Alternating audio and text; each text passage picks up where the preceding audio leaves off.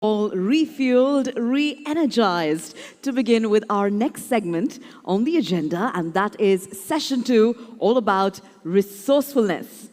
We're going to be talking about creative expression and innovation in this segment, and this segment captures the many ways that architects have been compelled to optimize resources through ingenuity and skillfulness. Allow me now to introduce to you an award-winning architect who will be speaking to you in the next address. Architect Bayajid M. Kondkar established Naqshband Architects in 1996, a practice based in Bangladesh. He is recognized for diverse work that encompasses a range of specialized practice areas such as master planning, residential, commercial, workplace, institutional, hospitality and houses through in-house integrated project delivery in sustainability, interior design, landscape design, digital technologies, and design management. He has received multiple awards in recognition of his contributions. He was awarded Architect of the Year at the 31st JK Cement Awards in 2021. He is a 2-time gold medalist at Arc Asia Awards for Architecture for Socially Responsible Architecture and Sustainability. So with this introduction, ladies and gentlemen, we're now delighted to welcome our speaker up on stage. Please put your hands together for Architect Bayajid M. Kondkar.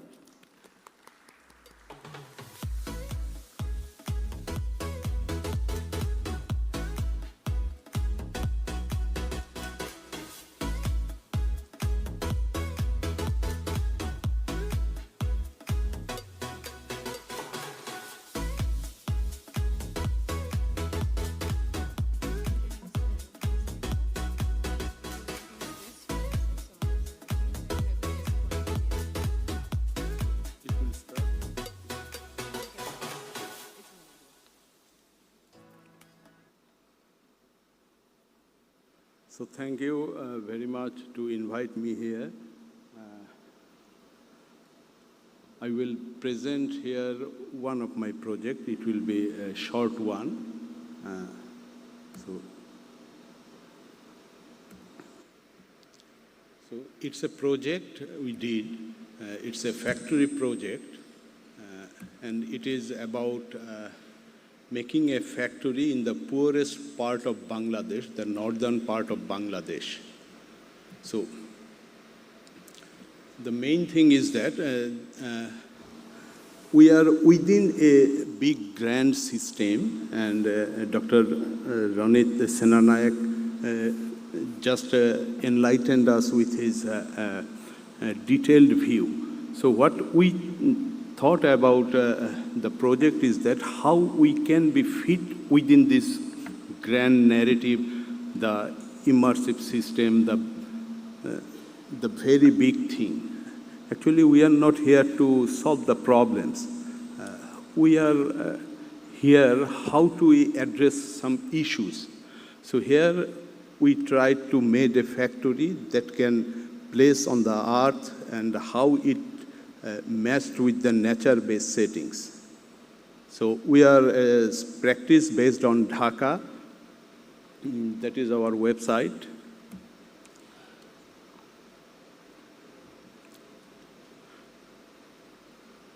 So this is the building. This is 5,000 worker works here in 2 shifts.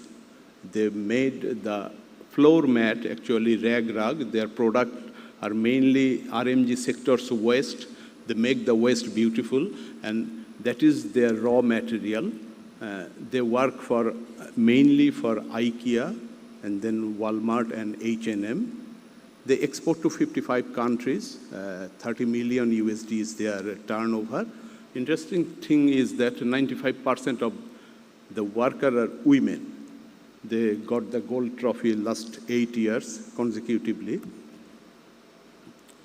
So it's a 7-storied building, 40,000 square feet each. It's a 1 acre of land. This is outskirt of the town, a little far from the town center. And this is the symbol of the women holding a spindle in his hand, the weaving mechanism maintaining the spindle. And in a Muslim conservative area like Rangpur, the name of the district is Rangpur, and there the women works there, and we celebrate them by making a fiberglass statue of the women holding a spindle, and the creeper will climb to her body, and that she will merge into the nature. So all these factories in Bangladesh are not like this. The impassioned capital made the factory like a money-making machine. When money talks, nobody checks the grammar. So that's the vocabulary of industrial buildings system, inhuman system, is its environment and other things. So what we made here, workers are the main protagonist in this fiction. Actually, the entrance is grand entrance for the worker. This is their workplace. It should be at equal at white collars, air-conditioned workspace. That much comfort we can bring without costing a penny. So here we want to celebrate the architecture of polyphony and carnivalesque after Bakhtin. So it is in a natural setting. We discarded air conditioning. We set the clear-cut production line, no electrical fan, the minimal structure with no finishing. And one thing, the term coined by Bernard Shumi is the trans-programming or cross-programming. What we saw in traditional factories, especially in Bangladesh, it is a mundane structure. It is not inviting and other actually. So we wanted to cross-program a public space, a culturally resort-like space, insert into this so that it got a pull factor, it give them the proud, the ownership. And also we made something like, not like garden, but like jungle that heals himself. There are 400 types of plants and 100,000 trees over here. So in the map you can see this is the red dot is the northern part of Bangladesh. That the district name is Rangpur. There's the factory and the site plan is there. So this is the entry view of the factory. We are going to grand steps are there. Foreground is there for pre-cooling of the wind. It is south-faced. So this is a gross zoning. The right side is an existing factory, and we place the building at the rear and so that it got the south wind exposure the more. So here you can see. So what we are thinking that we are taught in school like we are like an artist. We are thinking we should think like an artist. But architecture is the only art that makes reality. No other art makes reality. So in case of making reality, we should act like a doctor. Like doctor, when a doctor operates, he thinks of the patient, what he can afford, what level of glucose or other thing like that. So we are operating on the surface of earth. So we should act like a doctor here. We are operating on the surface of the earth. So here we try to create a new typologies of factory, a true tropical phenomena, a new prototype. So how a building should be in Bangladesh or in the tropic. Actually, we can understand from the skull shape, this is Chinese, this is Indian. We, the Asian, can differentiate between the even Sri Lankan, the North Indian, the Bangladeshi, the Pakistanis. So this is called phrenology. So that is the thing. Without knowing the science, we can diagnose the person that he is of this character. So our buildings are not like ourselves. It doesn't portray our inner character. So we want to make a new prototype for this. So you can see here the forecourt for the wind pre-cooling, and the rear is the production area. So before doing this, we also, the factory owner, at first he grew from the very small business to up one. So we made a factory for them beforehand, and that was a sort of a bit failure, and we learned many things from that. I can recall one of the interview from Sachin Tendulkar. He was saying that he can recall every of his 424 outs. So we should learn from our failure or our issues, so we can overcome in the next. It was their first factory. They got an order. They had to make a big, like a 40 meter by 80 meter, 35,000 square feet, a working place. So we did that with minimum cost, very local technology, and that is this sort of thing. We made no walls, just a vault shape thing, and just made with the corrugated iron sheet. And that is the thing you can see here. That is their first thing, first factory. We tried this one, and they made this, and they supplied that volume, that bulk volume from the remote place of Bangladesh, and the client confirmed the order. So here is the thing that is very rudimentary, very low-cost solution. And when we made it, it became like this one. So it looks like a bit crumpy and dark one, but from the inside you can see it is very much lit by light. But what we thought that it is not comfortable one. It is purposeful, but it was not comfortable one. Then he got much more order. IKEA advanced buy their 5 years product, and they got some capital. They bought 1 acre of land. We started this 40,000 square feet footprint building, and the building is started. This is the product, the final building. So here we tried where we lost there. So once Doshi was said that a design should be explained to a blind client, so only the visual thing will be discarded. So we keep emphasis on that. We made the visuals. You can see the spout over there. The water of Rangpur is very much iron condensed. So if we spout that in the air, the iron will be removed. So it makes the machine noise a little bit surpassed. The noise of a waterfall we hear from that. And some olfactory element also there, the natural setting, the green leaves, and there is some lemongrass. When they walk over the lemongrass, a lemon smell is all over the place. So here, there is no electricity fan, but the comfort level we try to maintain. The comfort level is not the temperature.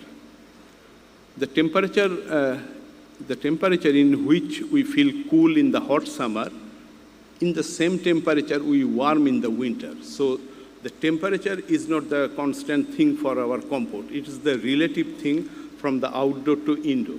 So here we measured, and IKEA also measured, that we get almost 6 to 7 degree less temperature within the factory. And you can see that the green cushioning make the building more comfortable in the summer.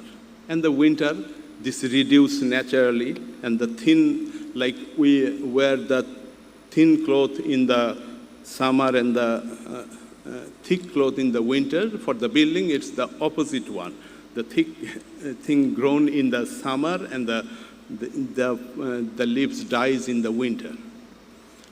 So here how, so nowadays we tend to much more conscious about the environment. There is a great saying by Confucius that human have two lives. The second life starts when he realizes he have only one. So after 50, we realize that we have to be, this much of thing has to be done, this should not be done. So we are in the same condition about our earth. So here we should do what Mr. Dr. Sena Nayak told us, the deep perception, we should learn from that. We did many celebrated things that failed. We made high-yielding crop. Now we back to the organic food or something like that. In 1998, the people gave Nobel Award for DDT, a toxic pesticide, and now that is discarded. We made building like Ego Pruitt, we later demolished that. So one celebrated thing is not that. We are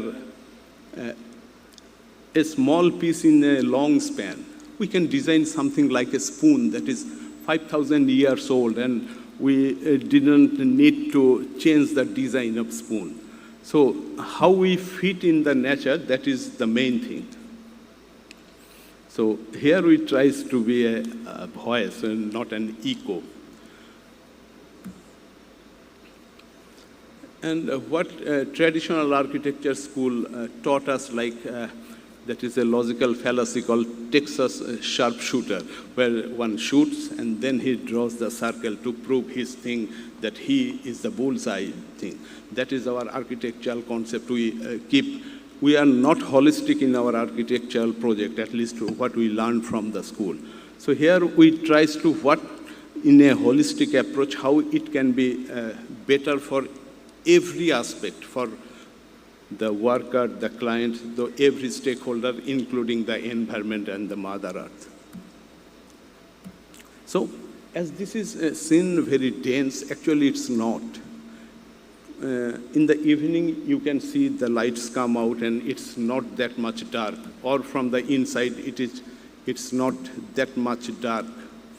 So we discarded the thing we do from our muscle memory, or as AI read the architectural scenario, the stylistic and the other mannerism.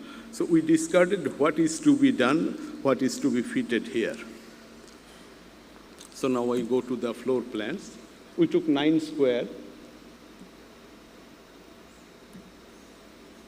We took 9 square as a main element. The center is dark one, so no lights comes. So we made a void over there, and we made it circular one. So all the deepest part of the floor plan gets light, and we extend that in the two sides, then that every square get light, and then we added that in the direction, and we fit in the side, and we got the floor plans. So these are the channels. These are the double height channels from where the southern wind comes. So these are some indicative section of the atrium, the entrance, and other things. So in the floor plan, you can see some big water reservoir over the thing, and this is on the grade where heavy machinery with a lot of vibration is placed so that the building is not shaken. Other are very low semi-mechanized looms, actually, some floor looms, some pit looms, and other things. So here the first level, these are the water reservoir interconnected and closed loop. Also the rainwater harvesting and other the sustainable jargon thing we know, all we did there. That is from our intention. And above it, the southern wind come over the water, evaporative cooling happens, and the circular thing is the atrium that is open to the sky. It's not the sky. There is a clear story ventilation over there. So it continuously flushes the inner heat of the building. So these are the floors plan. And over the water, we have the circulation, double spiral stair is there. These are the 4 atriums. These are the roof plan.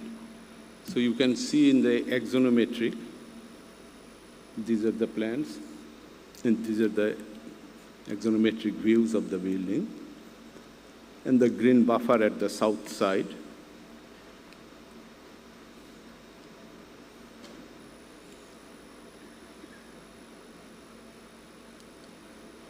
And the roof vent of the thing covered with the fiberglass.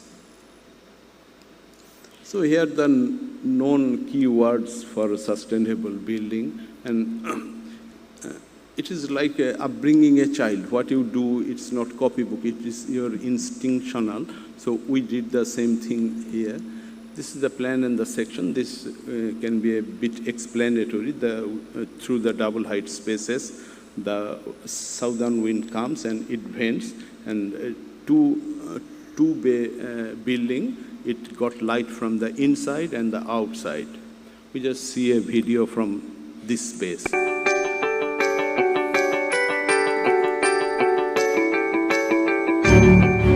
To keep the climate of the lovely working force naturally favorable, the idea of Bengali village homes has been used in the architecture of the factory.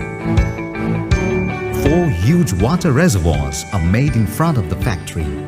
These water reservoirs can contain huge amount of water which can be used for fire security, and at the same time, the northward wind which flies through the green plants and the water reservoirs enter into the building through 4 circular voids of it. As a result, the temperature inside remains less than that of outside, even without air conditioner.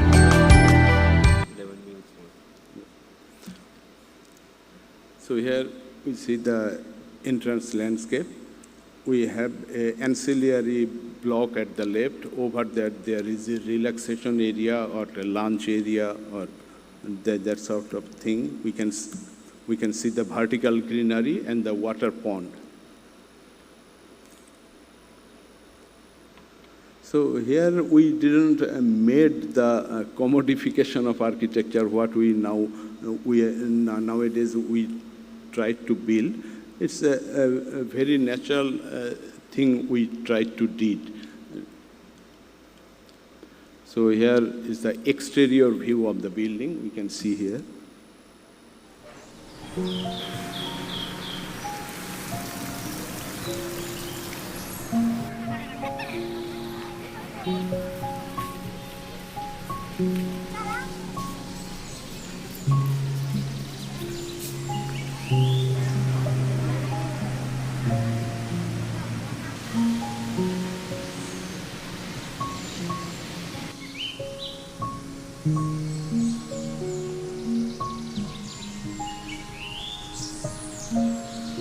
These are the grand staircase where 1,500 people can sit.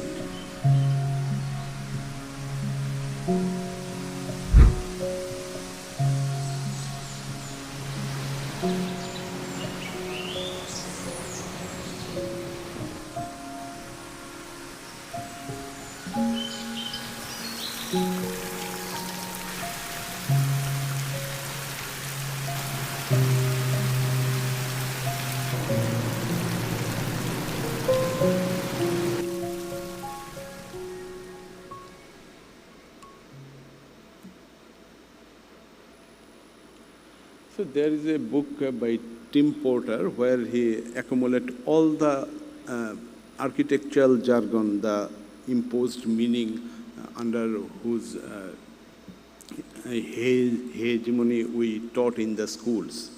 Now we bend our neck and we are seeing the sustainability and other thing, and the keyword has been shifted. So the new vocabulary we learn, but it's should be an instinctual thing. So this hegemony of constructed meaning, we should keep aside the epistemological violence of architecture, European architecture over the Asian thing, over the tropical thing. We should discard that. So the building was basically this sort of thing, 2 bands of bed in each floor. It descaled the thing, and this was construction phase thing. And this is not very architectonic one, what we learned in the school.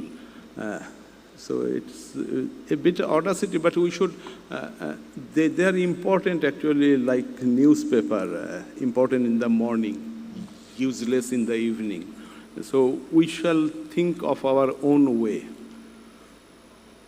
So this is the plants are planted actually and a little bit grown. The first stage thing is over there. The second thing is over there. So here, I again and again try to criticize the schooling of architecture.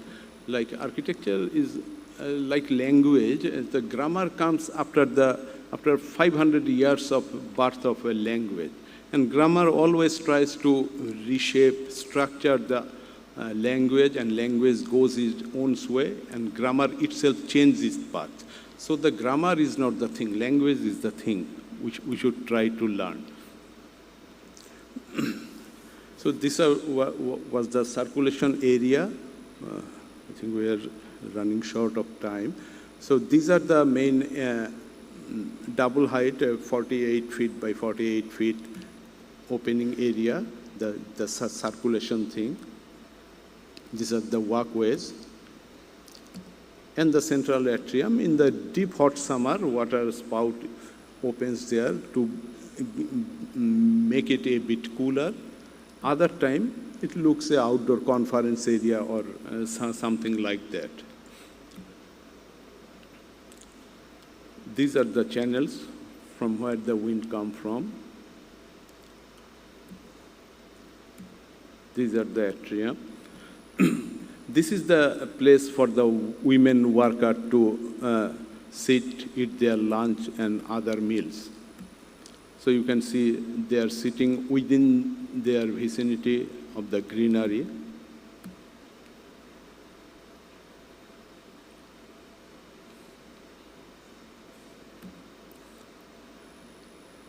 So this is the shade. Dry leaf is sandwiched within two fiberglass. It looks like a dead leaf is over there, but it is in between. These are some interior pictures of the building, the working condition. And at that place,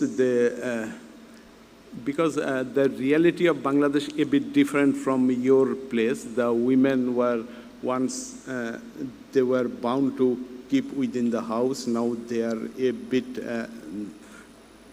come forward. They can ride bicycle. And we made a ramp for them so that the girl can climb up to the 4th floor and she can park his bicycle and go to the work. This is their sample display room. This was not so much showroom in every factory made the air conditioner and other thing. So this was as simple as that. So here, this is the building for all seasons. You can see in the monsoon, in the fall, in the winter, it acts like a natural setting. It's not man-made. It's not like a plantation in urban house living on a steroid. The nature took over it. Even Chernobyl is took over by the nature. It's a sort of thing. It's not in our control. He is within himself. We just stream something for our convenience.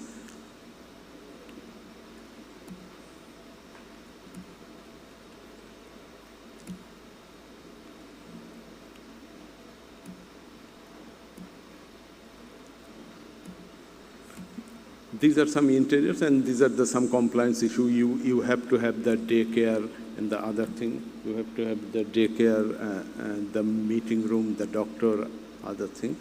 These interiors are done with waste paper sort of thing. Their picture has been pasted in the wall, the worker's worker. This space is theirs. The owner is marginalized here.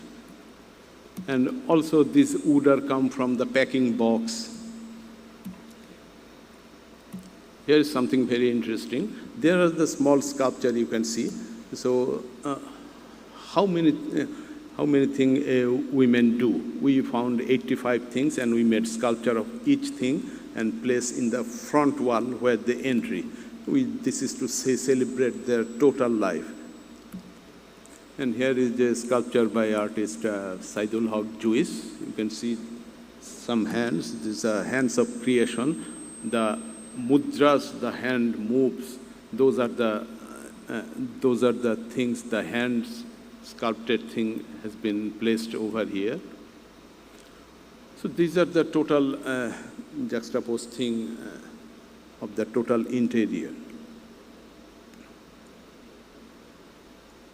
And the exterior also. These are the now grand step. You can see the scales of the building, the people and the scales of the building. Here, 1,500 people, 1,500 women can sit, and as they can sit, we cross-program it like a stage. We made a stage in front of this and celebrated their womanship. So here, 1,500 people are there, and we made a stage in front of them. So they can have the cultural program over there. This is the only factory in the world where the worker comes back in the holiday for photo shoot. So here, this is the success story. The ecosystem has been reinstalled. The bird, the insect, the other thing. This is not 1% of the tree. The other system has been installed, and they are connected. And we all made from our kitchen a small bird food court so that they can be nurtured themselves. So these are the quantification of the building as we learned in the school, the LEED certification and other thing. It got the LEED Platinum. And SDG, while we designed the building in 2013-14, that time it was MDG, Millennium Development Goal. The SDG goal then formulated, and interestingly, it covers all the goals, or much like the main intention of the goals. It confirms. So as a result, we got an award from UN Habitat and UIA. UA 2030 award. We got some recognition, CKDN, Climate and Development Knowledge Network. We got 2 Acacia gold medal for this. And recently, today at 10 o'clock, the voting is closed. Otherwise, if I could have the chance to get in the first session, we could have some more votes for this project. This is out of 4,075 project has been selected, and this is one of them. And this is the holiday picture of the women. They are the poorest part of Bangladesh, $100 per month they get, and their happiness is, their factory is their happiness and their proud possession. So in Bangladesh, the economic similarity is the same, the lower strata, the upper strata is always 1%. So here in Bangladesh, these 3 people actually works. The first one is the worker who works in the field. Her daughter works in the RMG sector, and his son is the migrant worker. And we, the white-collar people, are the very thin layer. They are the people, and we have to respect their workplace. That was our intention in this project.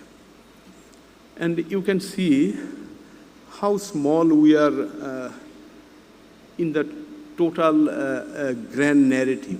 You can see our scale is so low. So our architecture is not like a gigantic one, an iconic one.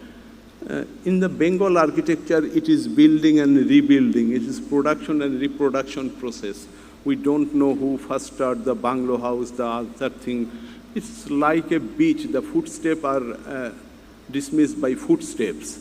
So this is a process. Otherwise, if we make everything individual museum, the world is full of museum. Rem Koolhaas says it's chrono chaos. So That's almost my presentation. The last slide, we shall see a comprehensive video on it.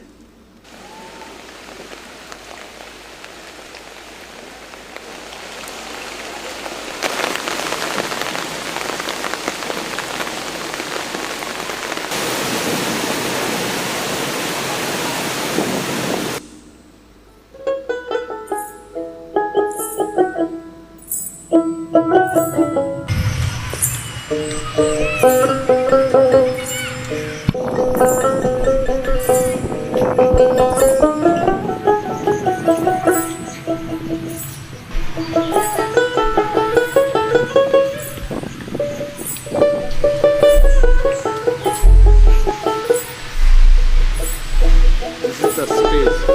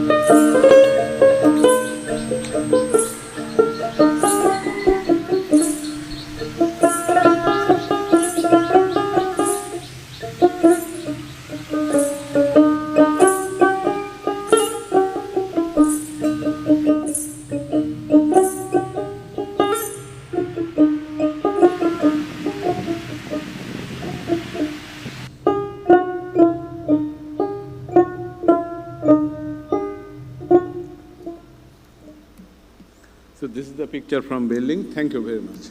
My name is Baijid Mahbub Khan.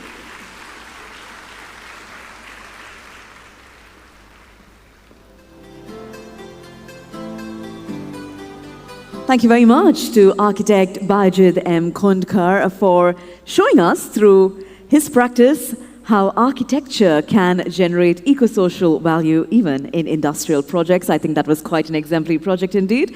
Thank you very much.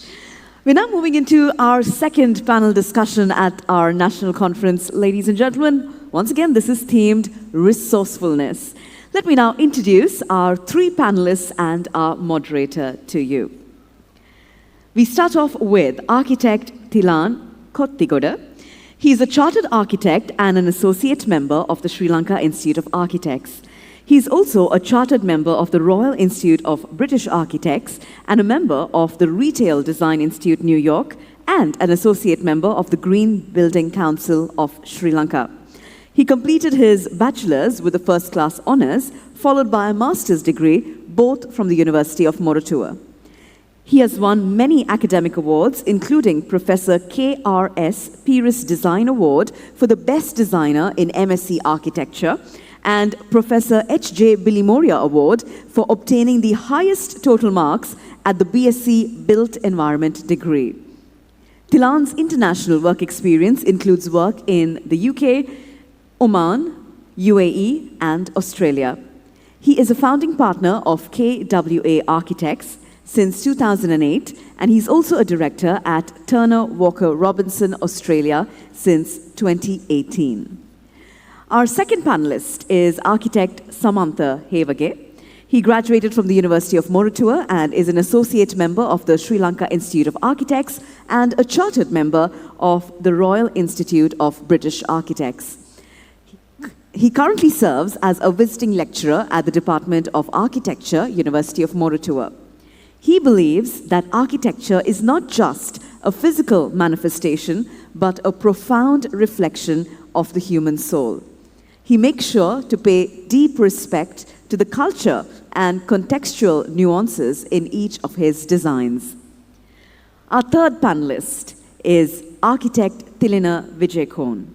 He obtained his architectural education from the City School of Architecture with a master's in architecture from the University of West of England, Bristol. He became an associate member of SLIA in 2014. He obtained his work experience under architect C. Anjalendran. He's a founder-director of Barb Architect Private Limited, promoting bamboo as a versatile and eco-friendly building material, setting a precedent for sustainable architecture in Sri Lanka. He served as a visiting design tutor at the City School of Architecture, a visiting lecturer at NIBM Kandy Innovation Center, and visiting lecturer at the University of Moratuwa. He obtained training on bamboo with architect Chico Virahadi in Bali in 2018. He also received the award for socially responsible architecture for the Kamburadenya Ambalama at the SLIA Annual Awards for the year 2023-24. And now, move on to introducing our moderator for this session, that is architect Rajitha Katugaha. He graduated from the University of Moratuwa in 2019 with first-class honors and was awarded the Most Outstanding Faculty Graduate. He currently works as a lecturer at the Faculty of Architecture, University of Moratuwa. He has worked in the practices of architect Prasad Boteju and architect Jayampati Herath before joining the university. He's an associate member of the SLIA. His research interests include narration of power through the medium of architecture and in exploring the role of contemporary architecture in rapidly changing historical urban environments. So that is our moderator for you. With that introduction, ladies and gentlemen, I'm now happy to invite our panelists as well as our moderator to take stage. Let's put our hands together as we welcome them, ladies and gentlemen.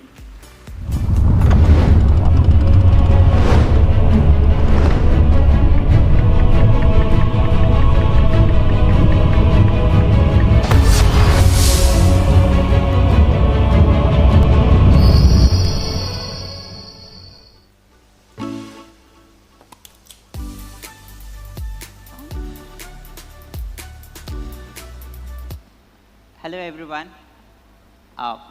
When we met in 2015 for the national conference under the theme Conversation with Sky, we were fortunate enough to listen to yet another Malaysian architect, architect Kevin Law. And he said something very important. Less about finding radical solutions than a way of framing questions. This year's conference is an attempt to embrace what Kevin said in 2015. We are not trying to give solutions for the problems that we have in hand. Rather, we are trying to frame important questions. We are trying to put ourselves in the shoes of a learner.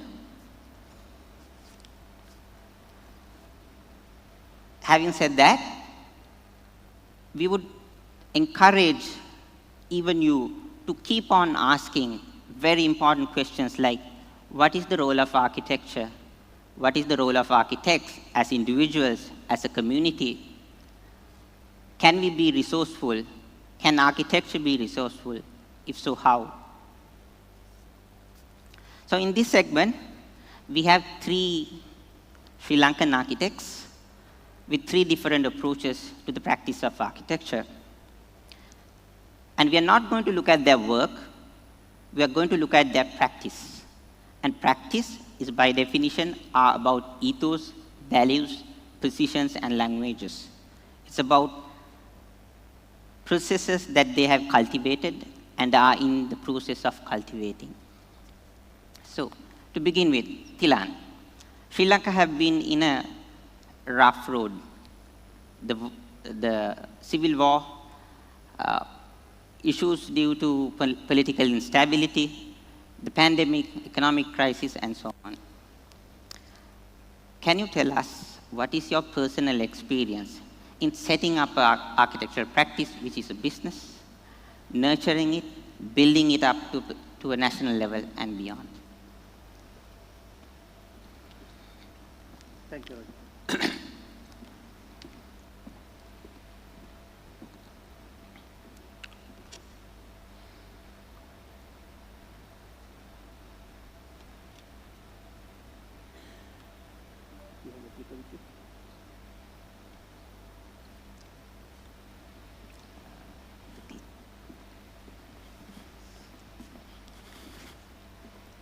So, good afternoon, dear members, ladies and gentlemen, students. Hope everybody is refreshed after a nice lunch and not trying to fall asleep.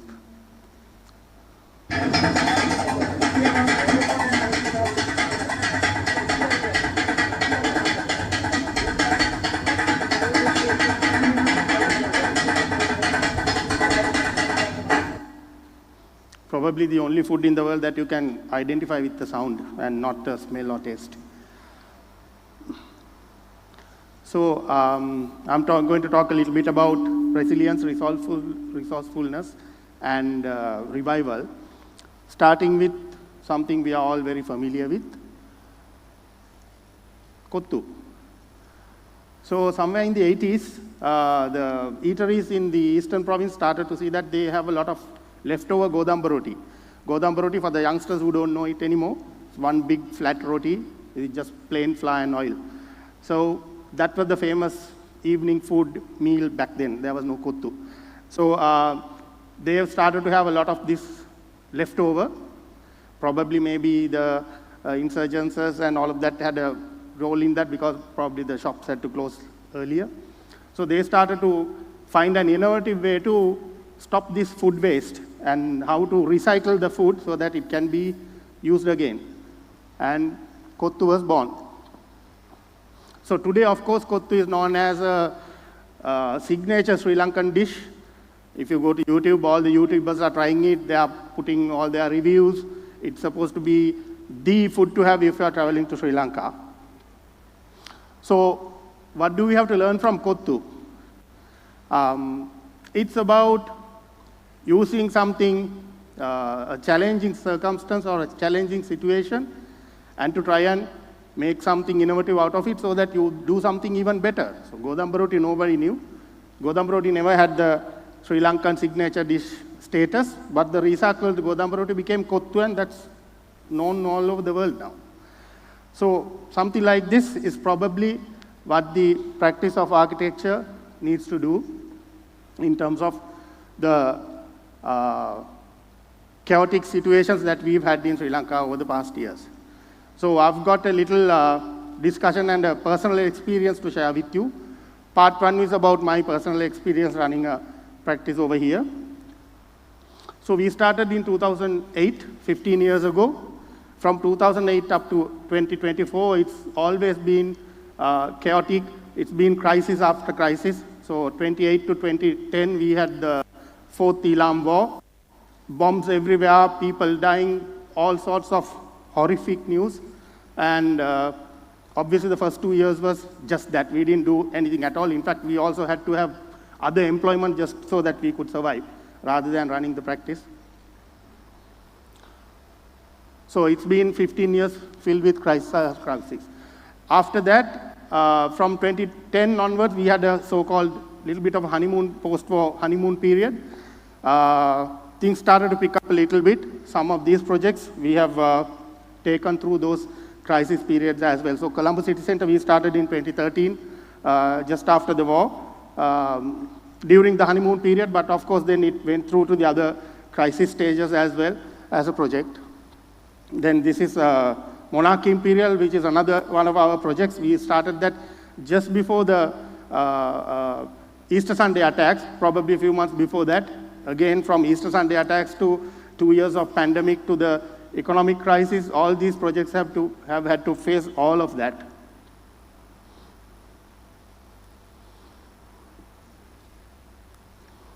And this is another one of our projects, again started in late 2018, just as Sri Lanka was hitting a political crisis. This was before the Easter Sunday attacks. We had something called the 50 Days Cabinet, and the entire government went into chaos, and a lot of investors pulled out, but certain projects just had to pull through. The grind was on. So 2022 came. We've experienced everything by then. We've experienced war, pandemics, terrorist attacks, you name it, we've experienced all of that, but we've never experienced a financial crisis. We didn't know exactly what this was. In fact, we thought, living through 30 years of war, we had seen everything, but 2022 showed that there was more to come. So the project terminations were as if a light switch was switched off. There were project suspensions, skyrocketing expenses, even running a practice or just surviving.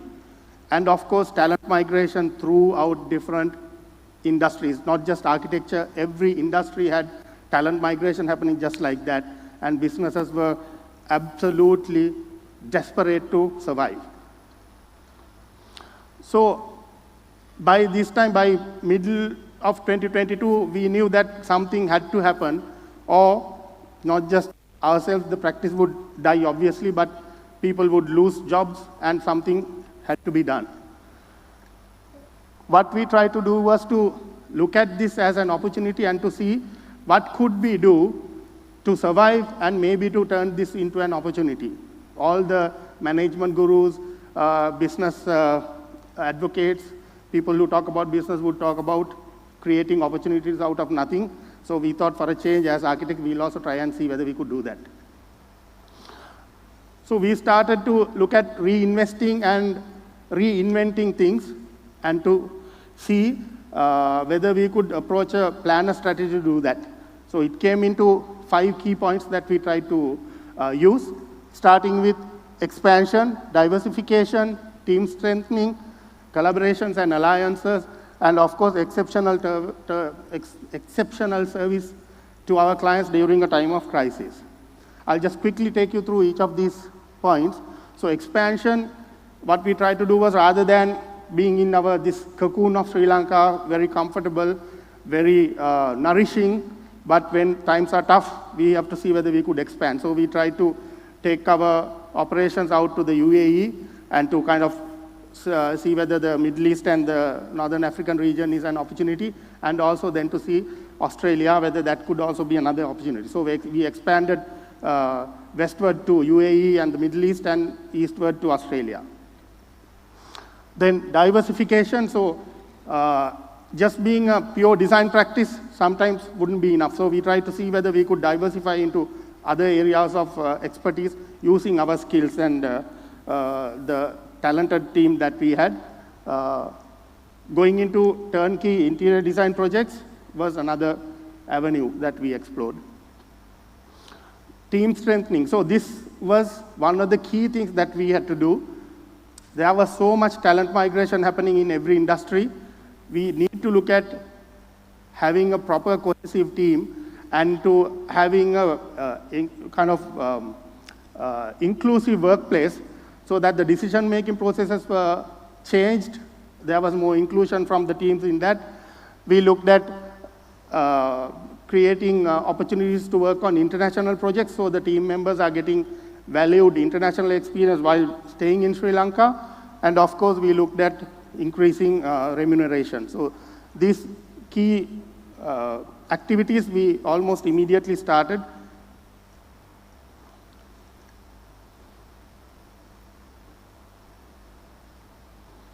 Then finally, collaborations and alliances. So this is another key way of surviving. If you can't survive together, team up with other people who are also drowning. You could probably get together and not drown. So the idea was to see whether we could find like-minded individuals, like-minded corporates who could team up, collaborate, have alliances that could bring more synergy into each other's businesses. Finally, the exceptional service to our clients. Since this was such a bad crisis period, what we've understood right from the outset is that our clients were also going through the same problems that we were going through. In fact, in some instances, those were far worse situations. So what we tried to do was, wherever we could, to provide exceptional service at a time where other businesses are cutting down costs, losing staff, making redundancies, we tried to somehow manage and give exceptional service to our clients. So with these 5 strategies, kind of activated in the last 1.5 to 2 years, by middle of last year, we started to see some glimpses of revival. Sri Lankan economy was stabilizing. Similarly, our efforts in making things happen were also starting to get some results. So what I'm going to show you next is just a very tiny, minute, small glimpse of revival, of things resurging back again. I'm going to show a few images of a few projects that we are doing at the moment. None of these projects are finished because they all started probably within the last 6 months, but as a result of the things that we've done more than a year before that. So these are a few of the projects that I'm going to share with you, but I will go into the images so that it's easier. So that's a residential project we are doing in Melbourne right now. It's a French provincial style residence as requested by the clients, but brand new set of regulations, brand new way of building. We had to learn a lot of things, unlearn a lot of things, and starting to get a little bit of results from that. Another project in Melbourne, again, a completely different language of architecture, but at the same time, going into a lot of technicalities in terms of user experience and buildability and so on. And this is a project from Fujairah in the UAE, a luxury spa resort, which we have completed the conceptual designs now. Again, as part of the active expansion that we have been engaging in.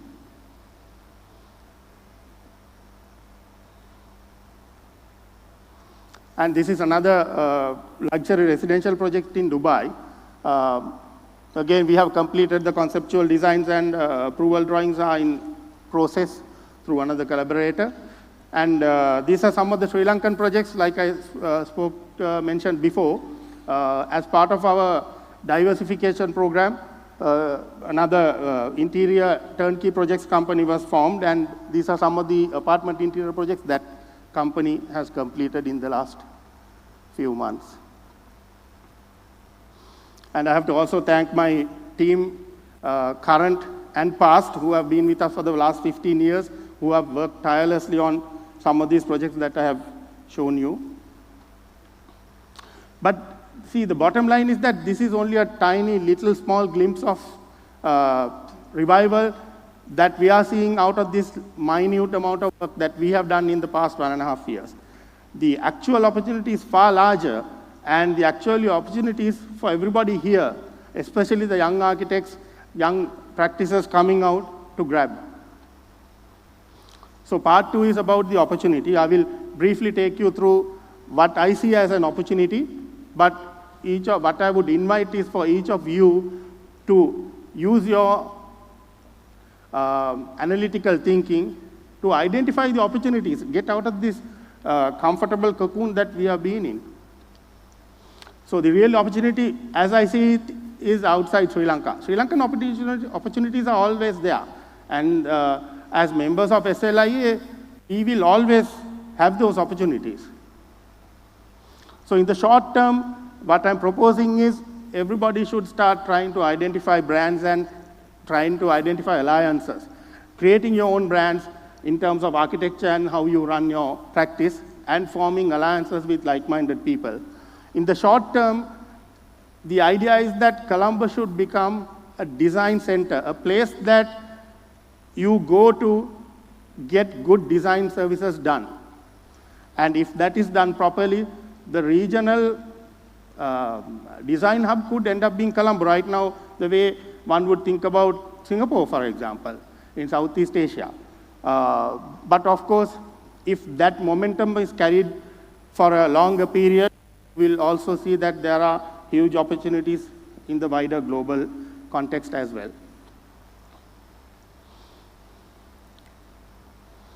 So right now, for a simple analysis, we have concentrated on the Indian Ocean region. Indian Ocean region is basically the countries that has a border to Indian Ocean and the countries that are right next to the Indian Ocean. As you would see, almost all the countries are developing countries. Some are a little wealthier than others. But they also have a huge wealth of population. So if you just do a very simple analysis, you will see number of architects per million in most of these countries is less than in Sri Lanka. In Sri Lanka, it's 75. India is there, Mauritius, which is a small country, is there, and Botswana. Those were the only other countries. According to available information that I found online, numbers are not exactly accurate, but number of architects per million is less in most of the other countries. And even in most countries such as the GCC countries in the Middle East have a lot of imported architects who are working there, who are employed there, but there are homegrown number of architects, so homegrown number of architects in their institutions is far less, or in most instances not existing. So the next part is what's beyond Kottu. Right now when we say Kottu, what do you remember? You either get hungry, or you remember a bad case of diarrhea, or you remember late nights at university, something like that. So right now you had a nice meal, so you're probably none of you are hungry, probably you are thinking of the second thing. So, but although Kottu has been there for almost 40 years, nobody has made Kottu anything other than just a Kottu. If you go to Bambalapitiya shop and have a Kottu and then go to Peta, it's the same Kottu. If somebody brought you 5 Kottu and asked you whether you could do a blind taste test, nobody will be able to recognize one Kottu from the other, because either they are all equally bad or they are all equally good. So this is where we should now start putting our extra efforts in to make the differentiation. Let's stop so that everybody doesn't make the same Kottu. So part 3 is about a little blueprint, or now of course many of you don't know even what blueprint is, so maybe a A0 printout where we could start putting together certain things so that there is some sort of a plan that we could execute as architects, as designers. So what I'm proposing is something going beyond a BPO. It's not a BPO. We are not talking about doing individual freelance work on Fiverr or any other similar platform, which a lot of the students are already doing because things are so tough, and they are sometimes earning more than the graduate or qualified architects in employment. It's not that. And it's not about providing some sort of a back-end technical service to some other bigger business or a bigger design firm. What we are proposing is high-quality design solutions delivered at world-class standards. That capacity is there in Sri Lanka. That capacity is there in Sri Lankan architects. If you just look at, we have only 1,500 members. How many of these 1,500 odd members are working at really skilled levels overseas? That means the talent is already there. It's just a matter of getting the talent out and getting it into the right structure. So action 1, establish your brand. If you are a new designer coming into the practice, identify, see what you are passionate about. See what drives you. See what sort of work makes you stay up whole night but still not make you feel tired. Identify that. Then identify what your brand should be. Based on what you are passionate about, what you are good at, where your skills lie, your branding could be, it's not some beautiful logo or some sort of a catchy name. Branding is something a lot more deeper than that. But your branding could come from the kind of architecture you practice, or it could come from kind of architectural language that you are passionate about. It could come from the kind of buildings. It could come from the type of materials. It could even come from the type of methodologies and processes that you engage in your practice. So that part is key. That is where you become something more than just a kottu.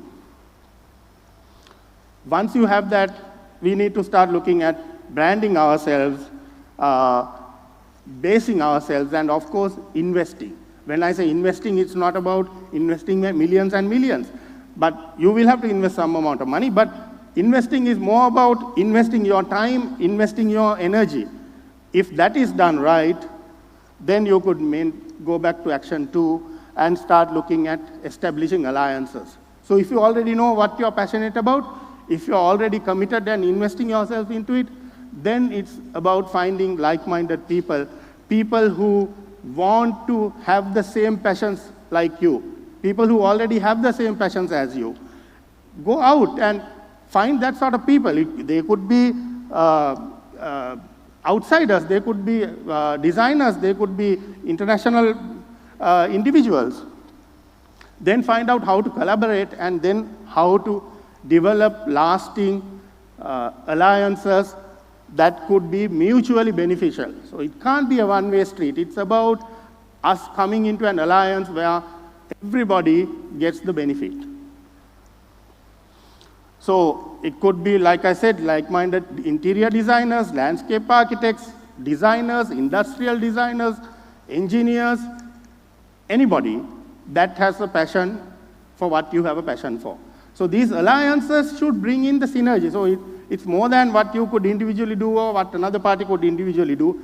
It's bringing in something a lot more than that. Action 3, key role, business development. Not many architects know or actively engage that. You know, for architects or most of the other professionals, word of mouth is the key way of marketing. But word of mouth is not enough. Right now, that is not enough.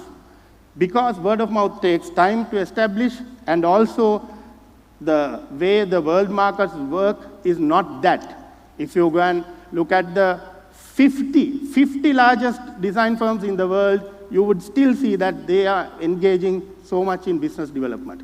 So that is a key area. We have to start reaching out to exhibitions, fairs, meetings, you name it. Try and get out of Sri Lanka and experience those. Have your communication ready. Your communication is absolute key. From the elevator pitch, which is supposed to be, if you accidentally get into an elevator with a potential client, you should be able to market yourself in 15 seconds before the client gets off the next floor. To your profiles, to websites, to everything. Those things have to be ready. Then be aggressive.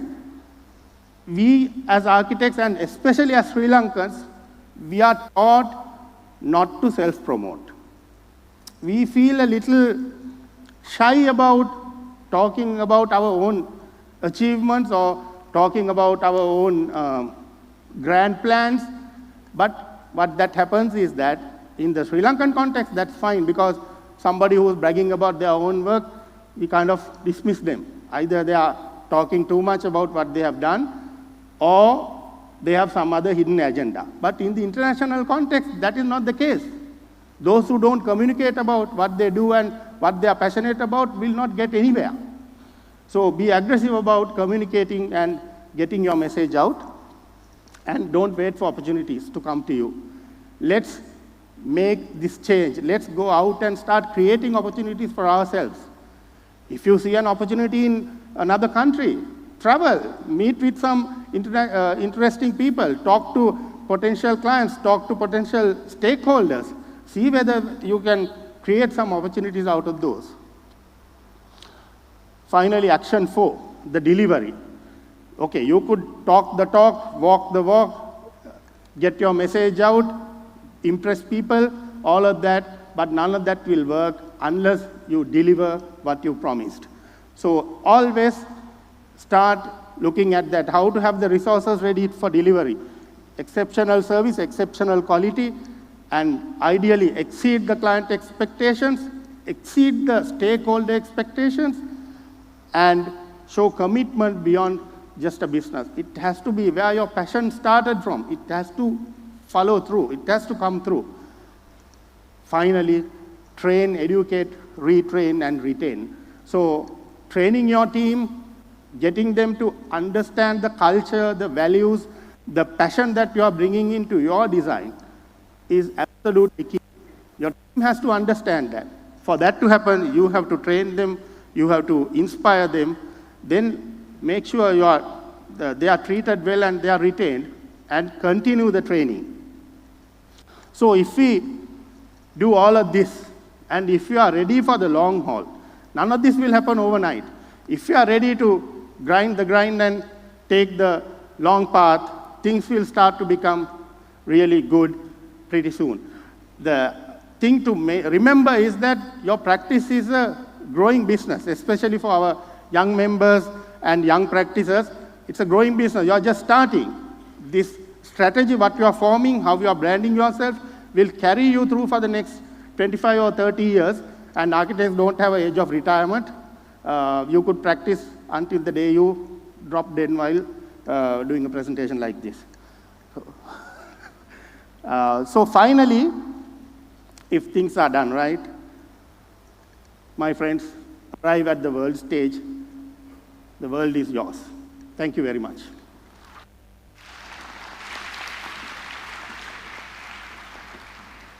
Thank you, Tilan.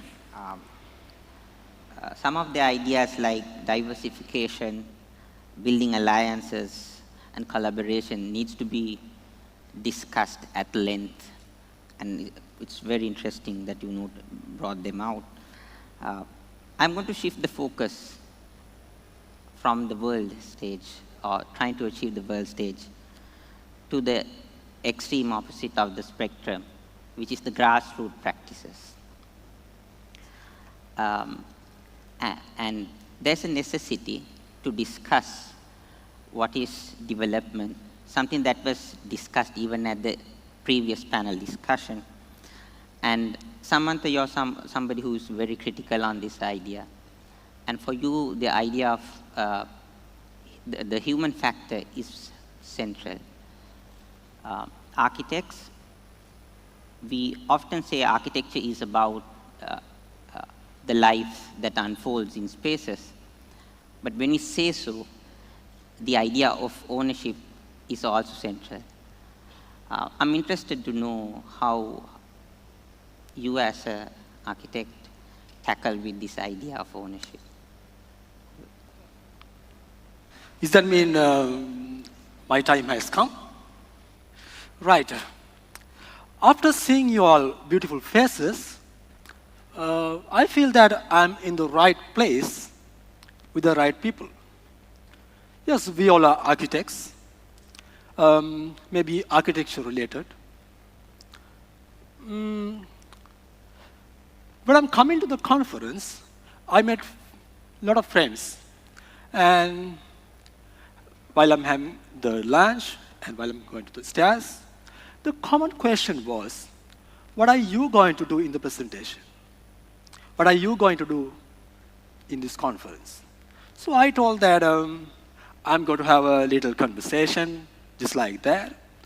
Then there was, the reply was, are you mad? This is national conference. You have to be so serious on that. Then my mind took me back to my university life, remembering what happened to all of us during serious lectures, during so philosophical lectures. As creative people, we find solutions to overcome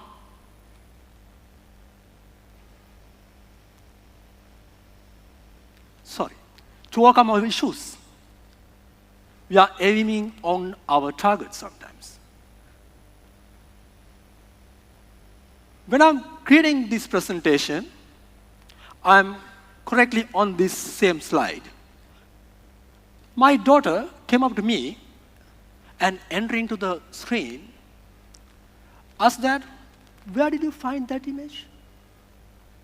I told that, yes, I found it. Do you have any idea to change the photograph? Or do you have any idea to change the title? No. Then I asked, what do you think? Work smart, not hard. Just I quickly typed those words on the screen, and this is the same screen you are seeing now. Again, I played the shuttle into her side and asked, what do you think about me, about my practice? Am I a smart guy or am I a hard person in practice? Yes, we all are in some kind of a hard situation in our life. I also, in such situations, in my journey as an architect, as an artist sometimes. So after saying goodbye to that hard period of my life,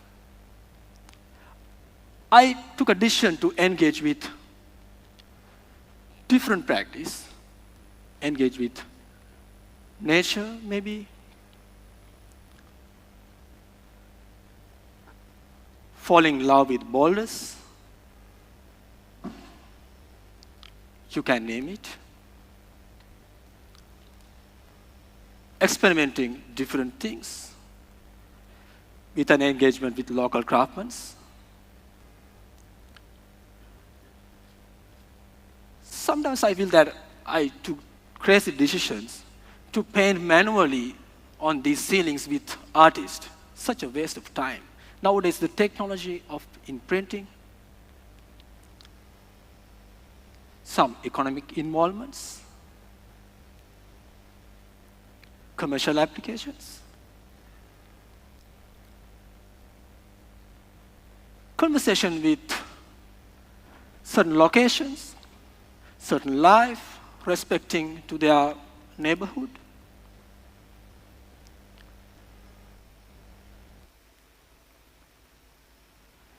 This was a latest try, searching a certain vibe after having some sort of a boring, continuing the same language.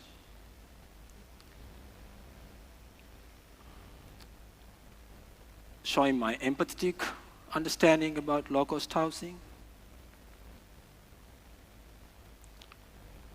to feel this kind of a relaxed feeling sometimes.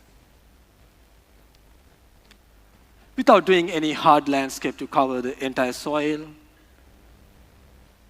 how can I do the, what you call, sensitive architecture on the ground? So this entire journey realized me that I have done something related to buildings, and with water, with light, shadows, reflections, hearing bird songs, listening to the silence as well. All these are emotions and stories.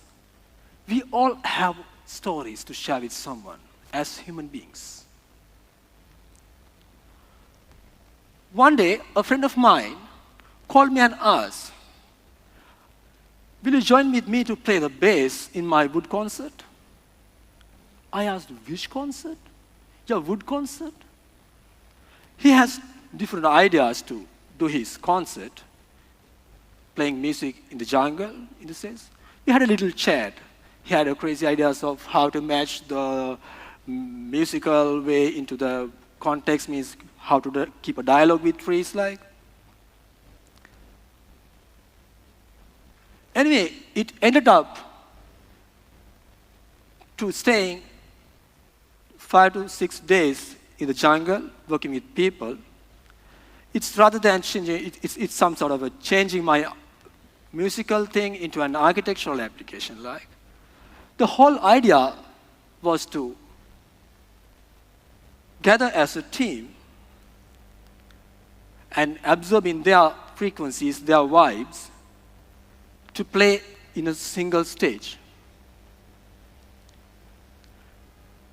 I don't know why most of the people are like to see this image when I'm sending the photos of this project. They are taking this to put on the screen and printed on the brochures sometimes. I don't know the reason. But there are different angles and perspectives as well. Different moods. When I'm taking the mood, once I did an experimental thing with a drummer. I invited him to play the drums, and the idea is to check how can I join with his emotions. So he started to play his drums, play a beat. Then I quickly jumped into his place and started to jam on. The sound was horrible. Sound was horrible.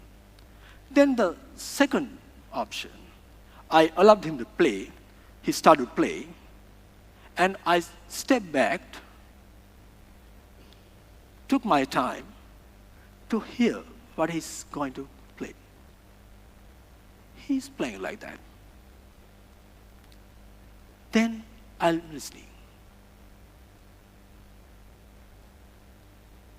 My body started to dance with him. And then I took my fingers on the instrument. It's automatically start to play a certain music. So that is an easy way of contact with someone, especially in creations. In the sense of architecture, we meet different people. How can we take the world's best carpenter, world's best mason into our own projects? So we have to engage with them. We have to listen to them. We have to respect their idea, give me my idea. So that was an enjoyable thing, to share their vibe, their talents, working on the same place. Sometimes it was a mission, but poetically we can say it's so improvising thing. The result is so pleasant and created a certain emotions, a mood.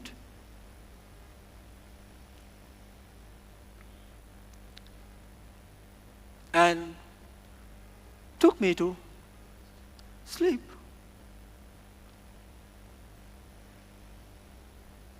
I was not paid, actually. Telling this, see the client's relaxation of spreading that bed. Anyway, it helps us to wake up again early in the morning and continues the same journey. Even in and outdoors. We work as sometimes workers, as a team, to engrave the ground, to create a certain soft landscape, which is connecting the scattered buildings. We hired those excavators from University of Mortua. They had a real fun in this project. In that way, after having this kind of a process, I started to think, why I'm doing this kind of practice? Am I mad? Am I crazy? Is this my passion? Is this my ego?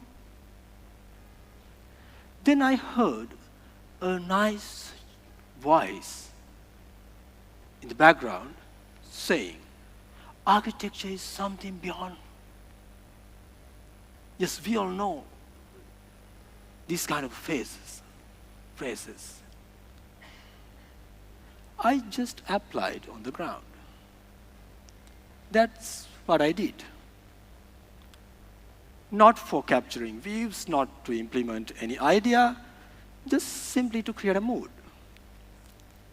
Embracing with the context sometimes. When I take these two words, embracing the context and capturing views, those things are two different things. I'll tell you this story. When we were in this place, in our very first site visit, we had a little walk along the road. It's like the road is like that, our site is somewhere there, which is sloping, it is sloping side, slopes toward that side, up to the paddy field, and up to see the mountains. And there was a little house there. So we were so impressed to see such a beautiful place. And initial idea was to have this kind of a shape, that kind of a shape. We can focus to that side to capture that mountain's view, and we can extend this terrace to capture that view. Then I realized that, what are the things I'm going to do here? I'm going to cover the entire scenic beauty.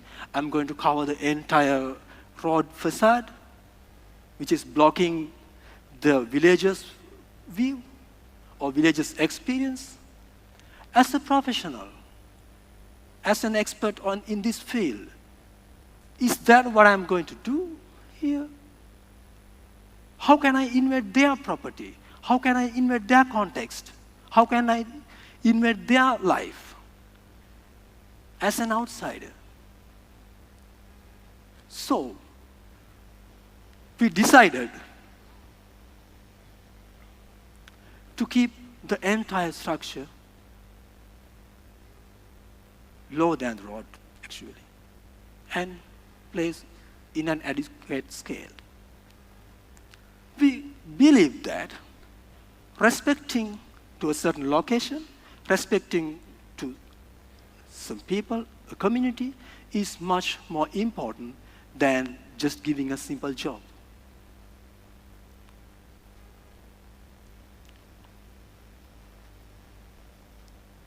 As human beings, we are not satisfied guides anymore. We are searching something different always. If someone is searching, if someone is trying to go beyond limits to touch the ground, what we have to do is pack our own needs. Simply packing our own needs and escape to find some sort of a mountain or to the jungle maybe, and stay like that. Oh, world is wonderful. It's a wonderful world, yes. Relax, relax, relax. In that sense, we have to throw away our ego of showing or naming, like maybe cinnamon galleries or cinnamon resource center or reflecting village life in that. It's simply respecting and listening to their needs and just giving essential need to do their work. At the very beginning, the plants, the cinnamon plants were in this much of size, so we didn't have a building. When it's growing up little by little, there was a need to produce. So we added the first one. Then we realized that the space is not sufficient because of the crop is growing up, the plants are growing up. Then we add on. It's gradually grows parallel to the requirement, the need, and the, what you call the plantation. Just truly, it was a smooth way of practicing in that kind of a context.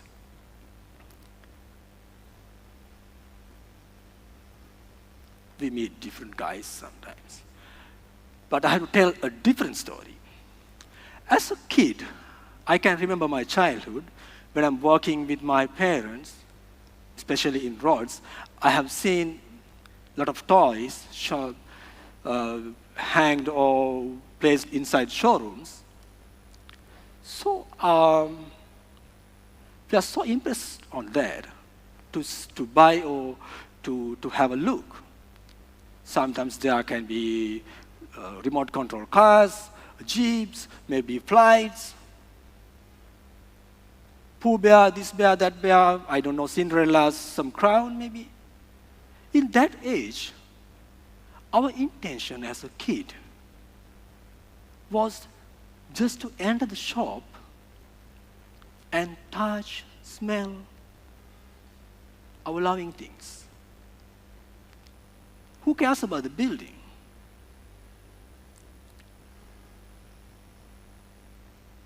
This project I done just for tool lovers, not for architecture lovers.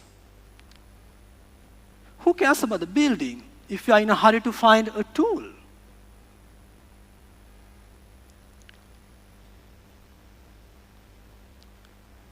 Coming to our living spaces as well.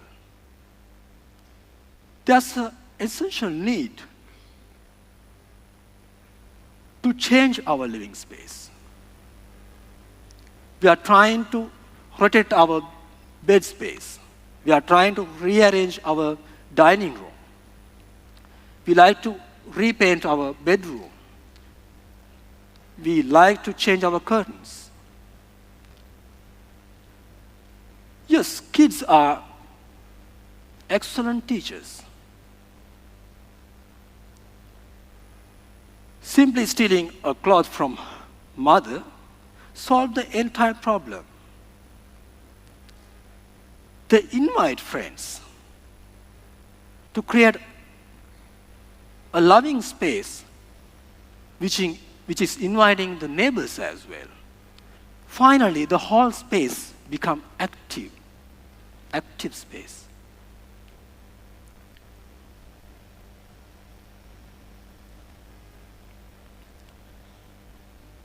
Engagement with people, especially with kids, taught me beautiful lessons. Sometimes sharing our true heart emotions with them would be a great help to open their doors to coming out their physical structure, to coming out their physical form, physical frame, to experience the surrounding.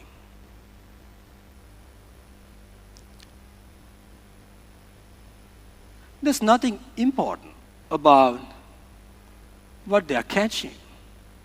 They're so happy in that context.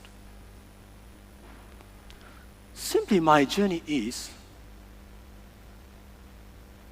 lightly engaging with people to create a little smile on their faces.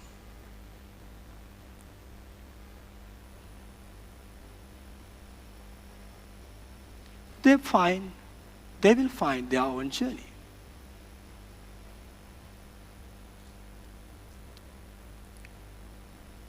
People, countries, create bombs.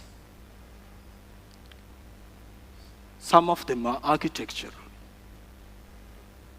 proportionally very well managed,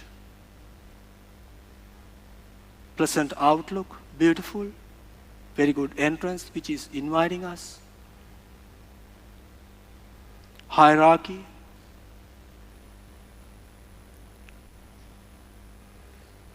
simply technically correct buildings, very well planned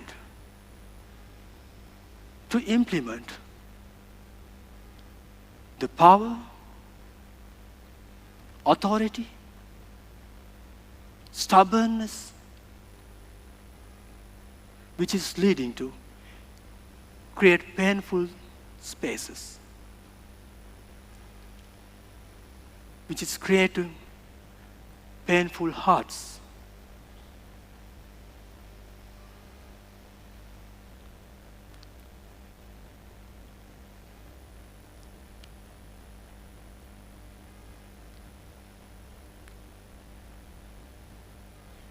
To me, architecture is a tool, is an instrument we can play to communicate our own emotions and share our emotions. I believe that I have shared my emotions and my words in the right place with right people. I hope to see all beautiful faces on the battlefield of creating the whole world beautiful. Thank you very much for listening. Have a nice day.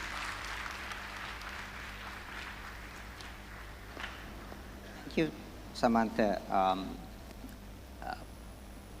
The projects were very interesting, and I'm glad that you brought forward a juxtaposition at the end where you showed the projects done under the Nazi regime in Germany, where Hitler and Albert Speer together, what they created. So in that sense, like you rightfully said, architecture as a tool can be used either constructively or even destructively. It's just a matter of the magnitude that we use. And we as architects participate in agendas. We have our own agendas, and we should have. The question is, what are we trying to achieve? Tilina, you had your education in Colombo, architectural education, and then you decided to go back to your hometown in Kandy. And it seems that you also have your own agenda, where you're trying to establish practices which are environmentally and socially conscious. Agenda which is trying to be a catalyst for the communities that you are part of. Can you elaborate on that?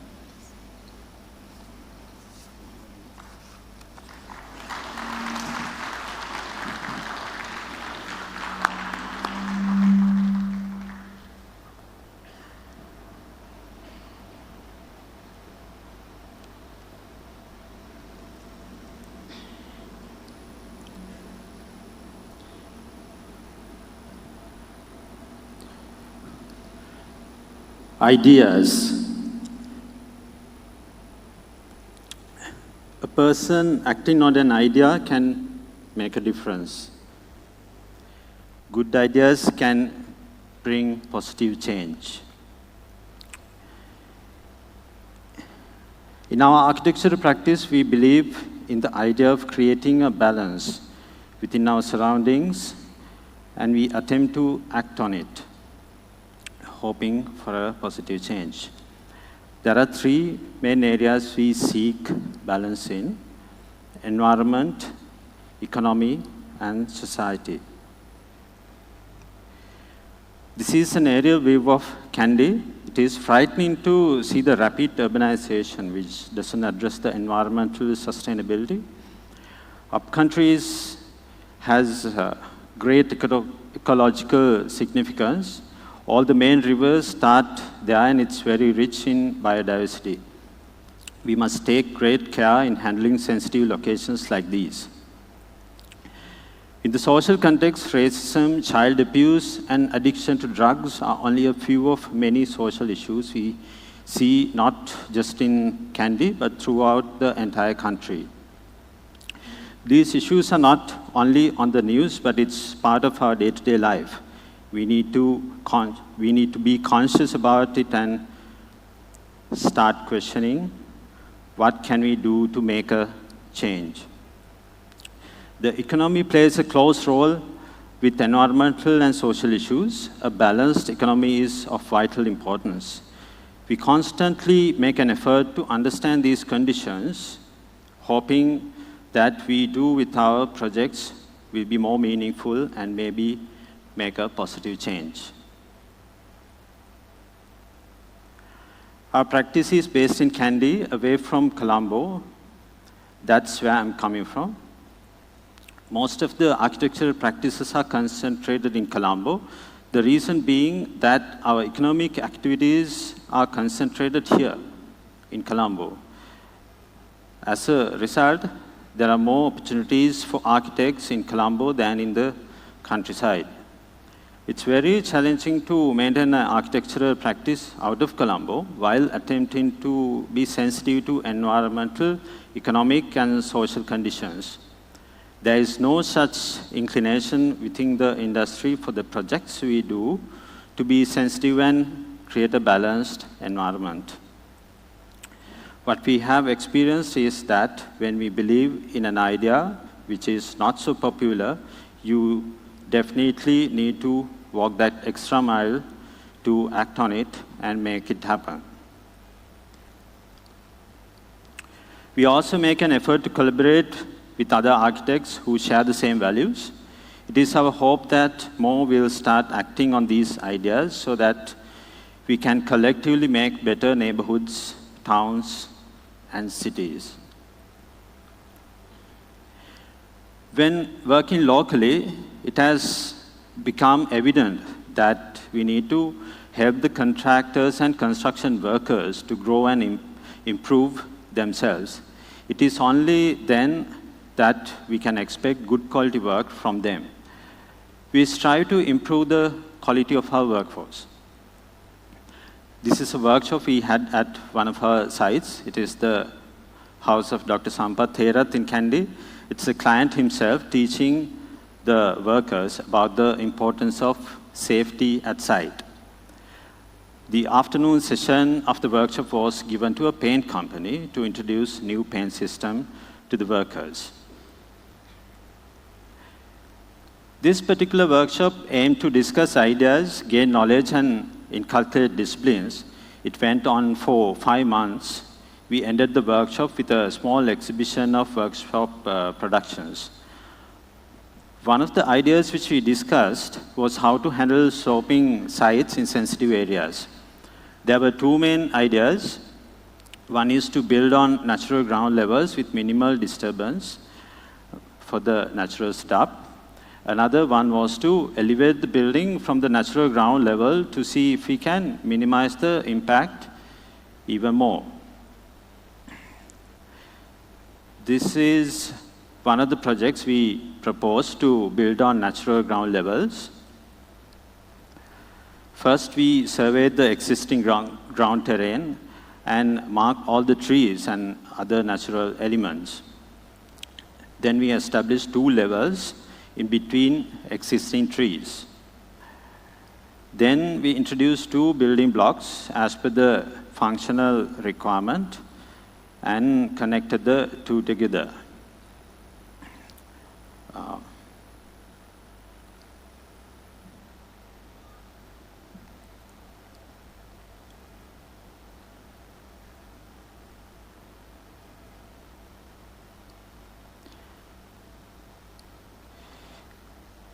It's a project which is nearing completion. And building elevated from natural ground levels is the other method we experimented with another project. The intention was to keep the natural water flow and animal pathways undisturbed. Even though it disturbs the natural ground during construction, nature will come back and take over the lower levels post-construction. We wanted to establish the ground level at the road access level. Thus, the first slab rests on a set of 16 30-foot tall columns. The height was so much because we had to establish the ground level at the road level. It's a single-story house. the lower area of the land was landscaped with forest trees, which will grow taller so that the columns will be camouflaged, and the house will emerge almost floating above the tree canopy level. And my intention here is to highlight the idea behind these attempts, not merely the aesthetics. What's important is to start a discussion among ourselves on these areas of importance. Even though a building is constructed, the footprint is minimal. A dark color was applied on the exterior walls so that it will help to blend the building into the trees. An added benefit of this exercise is that the elevation helped capture the views.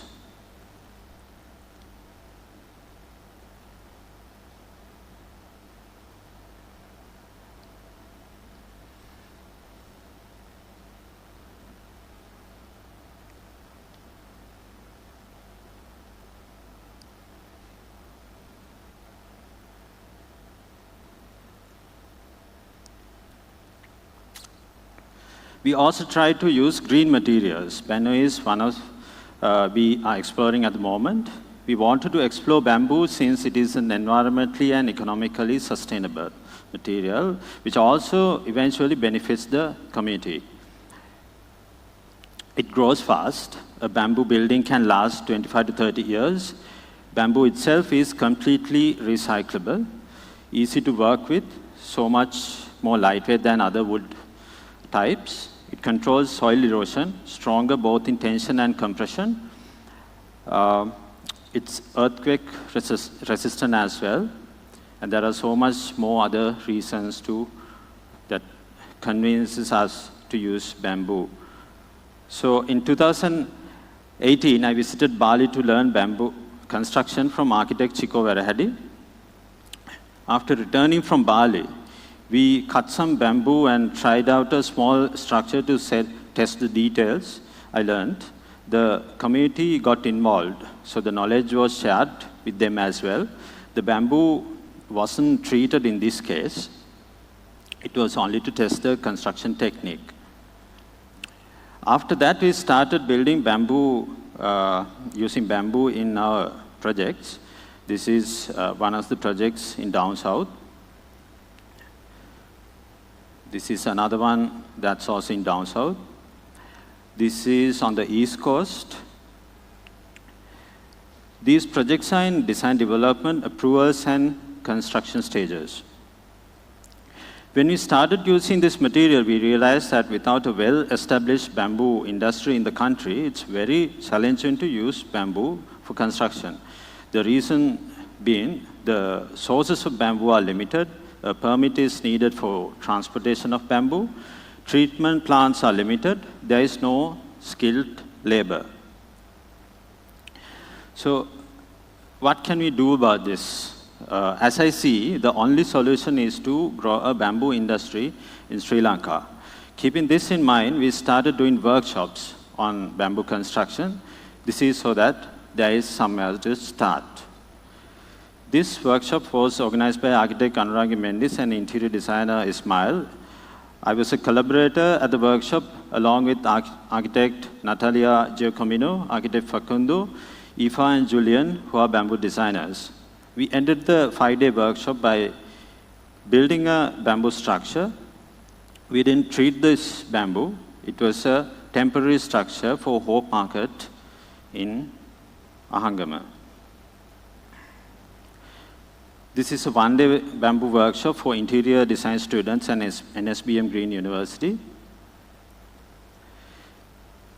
This workshop done at Royal Botanical Gardens, Peradeniya. It was a 5-day program.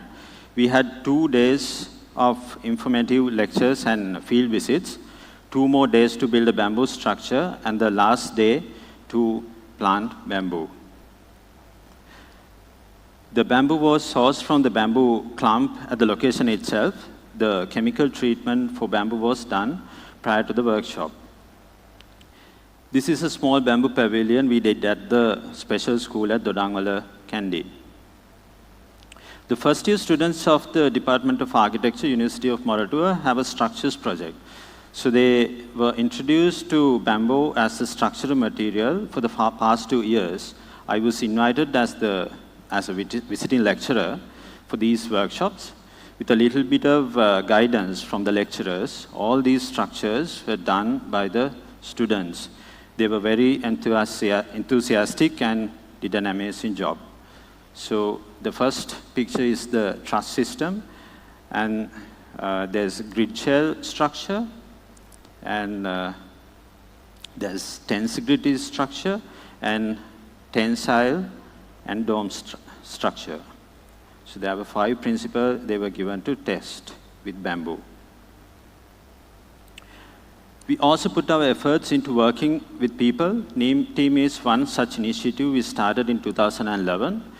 Its main focus is on improvement of the natural environment, but we always get the community involved in what we do, and it has been a great way to connect with people while also protecting the nature. This is one of the planting sessions we had at Ave Maria School at Mutwal. Due to challenging times, parents and teachers get together and cook lunch for the students. So children are encouraged to come to school at least because they will receive a meal. We got together with teachers, students, and local police to plant vegetables at the school so they can use it for the meals. These are plant giveaways and planting programs we do in Kandy and sometimes in Colombo as well. We have been fortunate to be able to contribute to the community with some architectural projects as well. Kambradeniya Ambalama is one of those projects. We are not really sure whether the project came first or whether it was ideated as a result of us working with the community. From the beginning itself, it was a community project. When we initiated the project, villagers offered their help too. Some came just out of curiosity to see what on earth these people are doing. At the end of the day, the construction process itself brought people together. This is an environmentally sustainable project as well. We sourced bamboo timber from the village itself.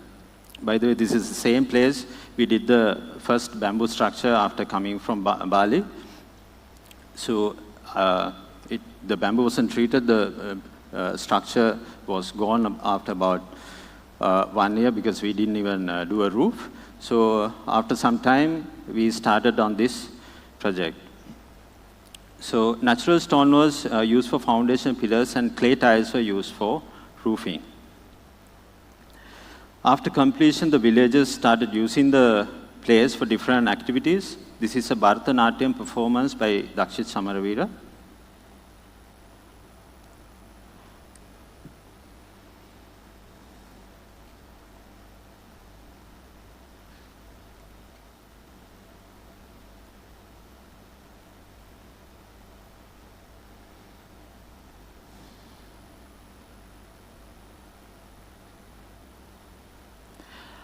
After 2 years of lockdowns, we celebrated Vesak in 2022.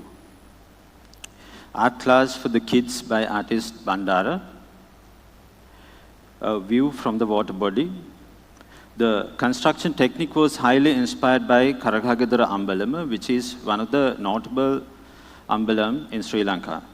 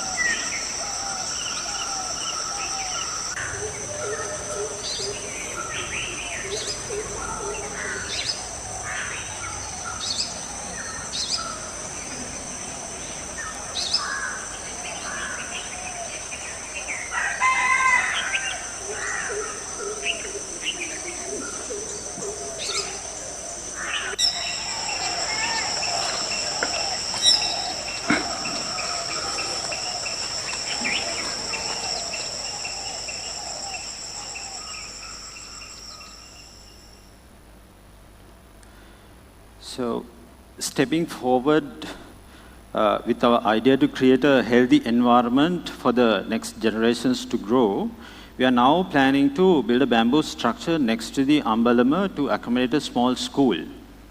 The foundation is already in place, and we are now in the process of sourcing and treating the bamboo required for the project.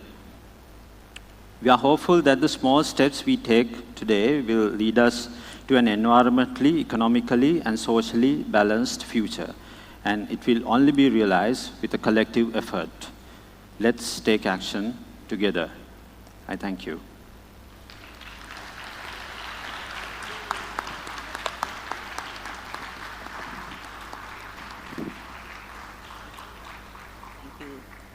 Thank you, Tilina.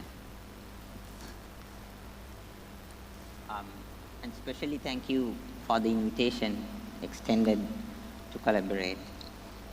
And it seems you're trying to tie up every possible person that you meet, every community into what you're trying to do. And in fact, all three presentations that we saw now suggest that they're not simply building buildings, they're building people, they're building communities. And it also showcases that we have enough and more potential in our own architectural community. Just to begin the Q&A session, one of the ideas that came in the presentations were ideas like collaboration, diversification, and building platforms. British architect Jeremy Thiel has said that architecture schools seems to present themselves as progressive and forward-looking all around the world, but yet remains to be very conservative. If we try to apply this to our profession, where can we improve in breaking the normative values that has been deeply rooted in the traditional architectural practice? So this is a common question to all the three speakers.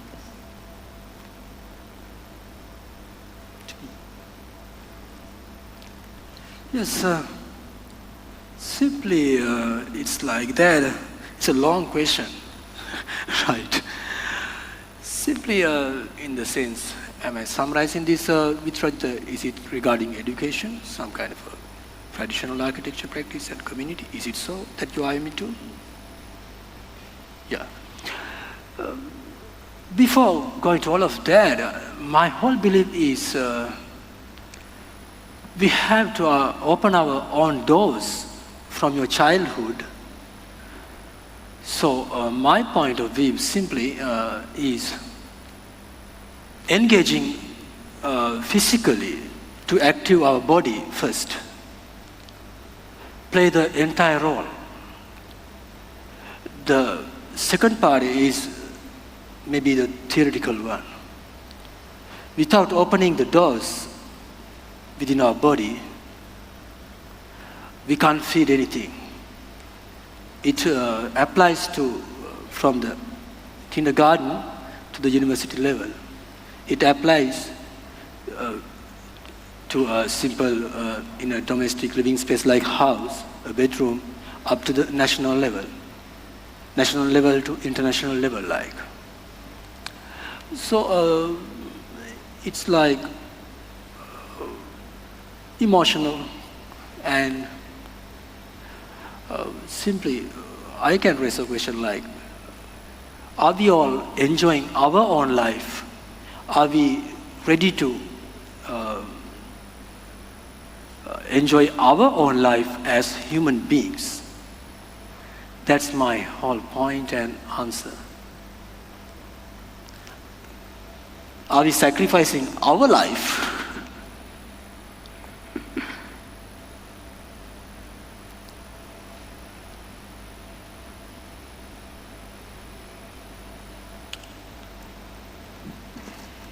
Yeah, I think we need to especially discuss about these ideas like we're already doing right now, so that we can make a collaborative effort where the direction we should take. So when we go out and when we meet architects, other professionals, people, everyone has some ideas, they have some direction in their life. Everyone's trying to make things better, make our surroundings better. So I think everyone's dealing with their personal issues and working with a certain area. But I think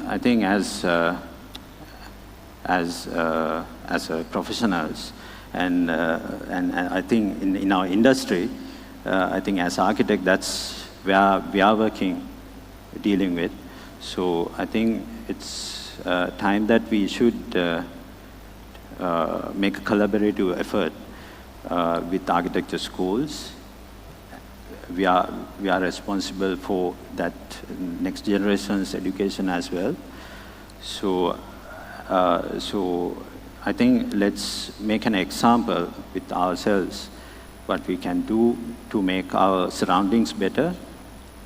So, like I said in the presentation, it's environmentally, socially, and economically, and there may be so much other areas as well. This is what I understand. So I think this is a very formal discussion, I know. So we should take this to our sites, to our offices, to our schools, to other forums, and ultimately it has to be a collaborative effort.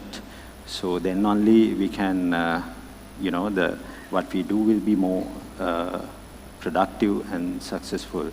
So I think first we need to start these discussions, maybe starting from here, and then we should take this discussion to other platforms as well.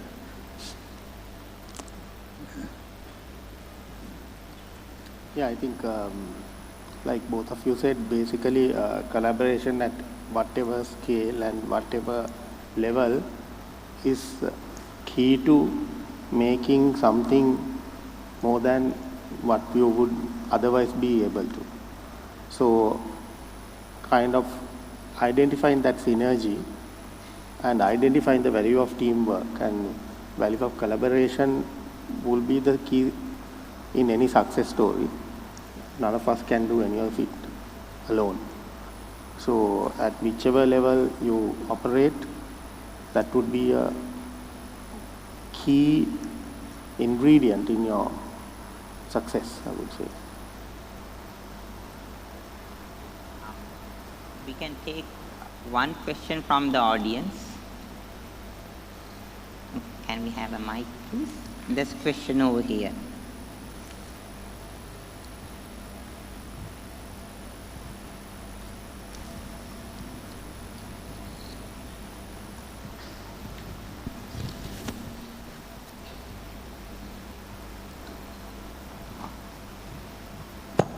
Actually, this is not a question, but a compliment for what Tilina has said today. In 2007, when I was the president, in my presidential address, I said something very similar to what Tilina said today. That is, Sri Lanka should not be training local architects, but they should be training global architects. And I had 5 ingredients: design excellence, management capability, knowledge in technology, business skills, aware of environmental challenges, and sound in ethics. And what Tilna said today is exactly very similar to what he said, and thank you very much. Thank you very much, architect. I think you meant Tilan, so thank you very much. Thank you very much, Architect Jayanta Pereira, for reminding us about that. So just to sum up the session, we discussed many things based on the practices. We looked at work, but in an attempt to understand the practices, about how to break boundaries in establishing practices, architectural practices, how to diversify, capitalize on opportunities, transfer ownership, and then how we can become a catalyst for the growth of our own communities. So thank you very much for the three presenters, Architect Tilan Kottigoda, Architect Samantha Hevage, and Architect Tilina Vijayakon. Shall we give them a round of applause?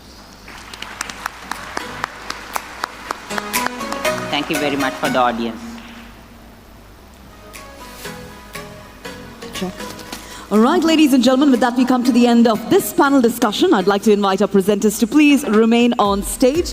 I'd like to invite on stage SLIA Senior Vice President, Architect Dilumini Dimel, to please join us up as we now present tokens of appreciation to our panelists and our moderator. We'd of course also like to invite our speaker to join us up, Architect Bayajid M. Kondkar, as we present a token of appreciation to our guest speaker for today as well. So with that, we now have SLIA Senior Vice President joining us up. We have Architect Dilumini Dimel. We have our guest speaker, Architect Bayajid M. Kondkar. And right now on stage, we have our panelists, including Architect Tilan Kottigoda, Architect Samantha Hevage, Architect Tilina Vijayakon, and of course the moderator, Architect Rajata Katugaha. We have the tokens of appreciation now being brought forward. Let's have the token being brought forward for Architect Tilan Kottigoda.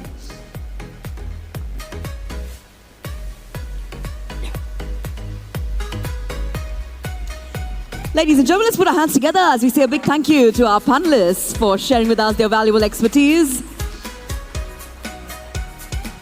Next up, we would like to say thank you to Architect Samantha Hevage. So we have a token of appreciation coming your way. Let's put our hands together one more time. This is Architect Samantha Hevage. Thank you for sharing your insights with us. Next up, we'd like to say thank you to Architect Tilina Vijayakon. We have a token of appreciation coming forward.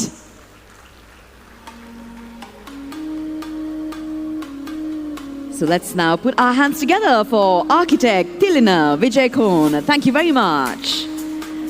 Up next, we have, of course, our moderator to thank as well, Architect Rajata Katugaha. Thank you for your wonderful leading of the conversation. And of course, we have a token for our guest speaker, award-winning architect Bayajid M. Kondkar. We have a token of appreciation coming forward now.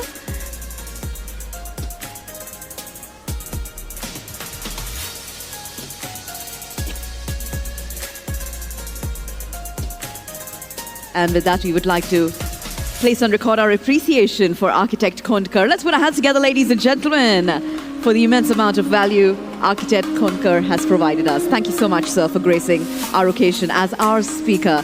And thank you to all of our dignitaries. You can feel free to take your seats.